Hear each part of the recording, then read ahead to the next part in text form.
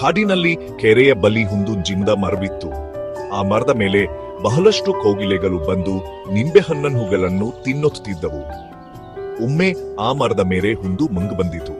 ಆ ಮಂಗ ನೋಡಿದೆ ಕೋಗಿಲೆಗಳು ಬಹಳ ಚಂದದಿಂದ ನಿಂಬೆಹಣ್ಣನ್ನು ತಿನ್ನುತ್ತಿವೆ ಮತ್ತು ಇದನ್ನು ನೋಡುತ್ತಾ ಮಂಗ ಮಸ್ಸಿನಲ್ಲೇ ಅಂದುಕೊಂಡಿತು. ಕೋಗಿಲೆಗಳ ಗುಂಪು ಎಷ್ಟು ಪುಚಿಯಿಂದ ಹಣ್ಣುಗಳನ್ನು ತಿನ್ನುತ್ತಿದೆ, ಭಾಸವಾಗುತ್ತಿದೆ. ಆ ಹಣ್ಣುಗಳು ಬಹಳ ಸಿಹಿ ಮತ್ತು ರುಚಿಕರವಾಗಿವೆ. ನಾನು ಕೂಡ ಆ ಹಣ್ಣುಗಳನ್ನು ರುಚಿ ನೋಡಬೇಕು. ಮಂಗ್ ತನ್ನ ಕೈಯನ್ನು ನಿಂಬೆಹಣ್ಣನ ಕಡೆಗೆ ಚಾಚಿ ಕೆಲವು ನಿಂಬೆಹಣ್ಣನ ಹೂಗಳನ್ನು ಕೆಲ್ಲುತ್ತದೆ. ಆದರೆ ನಿಂಬೆಹಣ್ಣಿನ ಕಹಿ ಮಂಗಕ್ಕೆ ಸಹಿಸಲಾಗಲಿಲ್ಲ ಮತ್ತು ಅದು ತನ್ನ ಬಾಯಿಂದ ಎಲ್ಲ ನಿಂಬೆಹಣ್ಣಿನ ಹೂಗಳನ್ನು ಹೊರಗೆ ತೆಗೆಯುತ್ತದೆ. ಆಯ್ಕ್ಯೂ ದೇವರೇ, ಇಷ್ಟು ಕಹಿ ಹಣ್ಣುಗಳನ್ನು ಯಾರು ಹೇಗೆ ತಿನ್ನಬಹುದು? ಭಾಸವಾಗುತ್ತಿದೆ. ಆ ಕೋಗಿಲೆಗಳು ಅನಿವಾರ್ಯವಾಗಿ ಆ ಹಣ್ಣುಗಳನ್ನು ತಿನ್ನುತ್ತವೆ.